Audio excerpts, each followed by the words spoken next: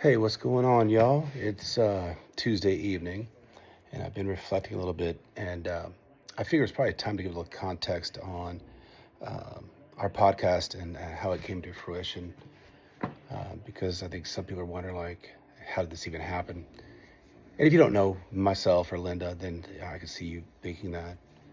But it really came out of inspiration and heartache, really, on a lot of people, including myself and Linda.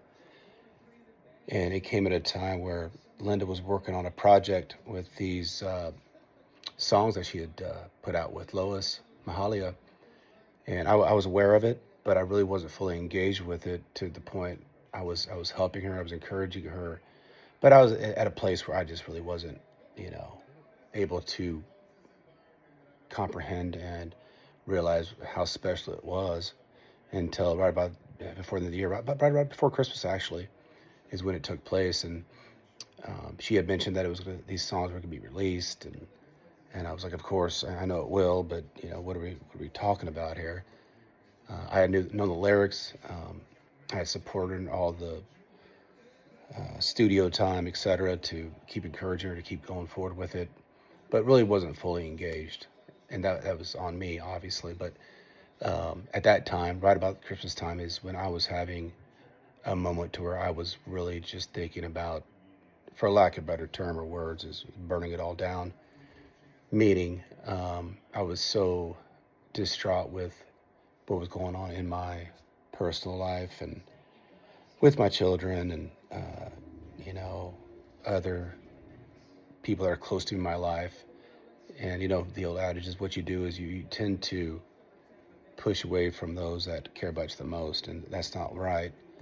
We do that because they're usually closest to us, and we kind of lash out. But I did that a little bit, but actually, what I typically do is I just remove myself from the situation.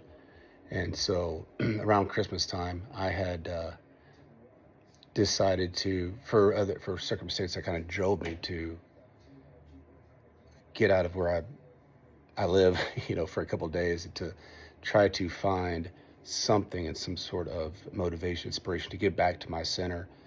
And right around Christmas time, that's when those songs had dropped that Linda had produced with Lois. And I finally had a chance to listen to them. I'll never forget it because it was just a couple of days before. It may have been the day before Christmas, actually. No, Christmas Eve. And I was just taken back by them. They were great, inspiring. I mean, it hit home for me, obviously, being close to a situation that was unfortunate. So that gave me some sort of drive to realize, okay, not much going on here around me that I would like to go on around me. And that's just in my mind. So I had decided to get out of town for a couple of days right around Christmas time, which to my friends and family might sound a little bit absurd. So I decided to head north, and I went to South Dakota, and just hoping to find something, and I didn't know what it was going to be, but I had hope that it would happen, and sure enough, it did happen. And it didn't happen the first night. So I drove up, I went to Sioux Falls, South Dakota. It was cold, snow. I was by myself, which is great. I don't mind that at all. And I spent a little time, went to dinner, came back. Nothing was really hitting. By the time I got back to my hotel room, I had looked up, and I'll never forget this because I was at a table, and I looked up, and there was this picture, and I think it was two crosses, and I'll post it at some point here soon so you can see what I'm talking about. I looked up at it, and it was almost like a cross merging into another cross, or either separating. I looked at it, I'm like, wow, that's pretty wild. And I looked back down at this table, and I looked over, and there was a notepad. I grabbed the notepad, grabbed a pen, and actually, from forces are unseen to me, just began to write. And it wasn't, a novel by any stretch. It was just words that I was just putting down on this pad of paper, which I have to this day. And what came to me was what I needed to do to help myself, to heal, for some of the trauma that I'd been through. Here's the deal. I've spoken with professionals and plenty of, you know, family and friends that have tried to support this situation that we're going to talk about on the podcast. But it just wasn't resonating because they haven't been through it. Until you've been through something that, myself and a lot of others have been through, it's hard to relate. And we don't talk about it because, and that's why we refer to it as a silent epidemic. We keep it to ourselves in silence. We do suffer in silence. We really do. And it hurts. What I'm talking about is being alienated from your own children. That's what I'm referring to.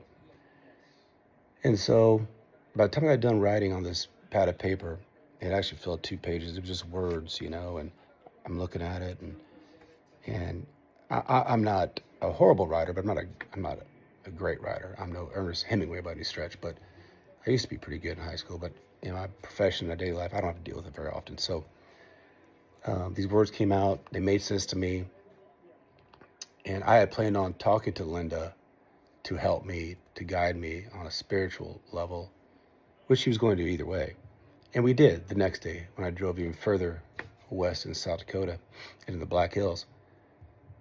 And about that time, well, actually it happened overnight, is when I devised this idea to have this podcast about our lives and what we can do to help others while helping ourselves is what it comes down to. And so after I got done with telling her my situation and what I was feeling, and I put on her, well, I've got a plan here myself, and I want you to be part of it. And that's when I pitched her the idea. I think she was a little bit reluctant at first, wasn't really sure, but I had a vision so clear in my head that it was bulletproof in my mind, And we're not doing it for any other motivation but to help ourselves, to help others, to heal, as a collective. And that was the vision that came to me. And so that's how it started. And that's where we're at, guys. So if you're wondering how this all transpired, that's the truth. And we're going to make mistakes along the way, but that's okay. We're not professionals. We don't have camera crews. We're doing it by Zoom calls, and we're getting better, I believe, by each episode. And I'm proud of what we've done so far, but the best is yet to come. So stay tuned and be safe. Thanks. Much love.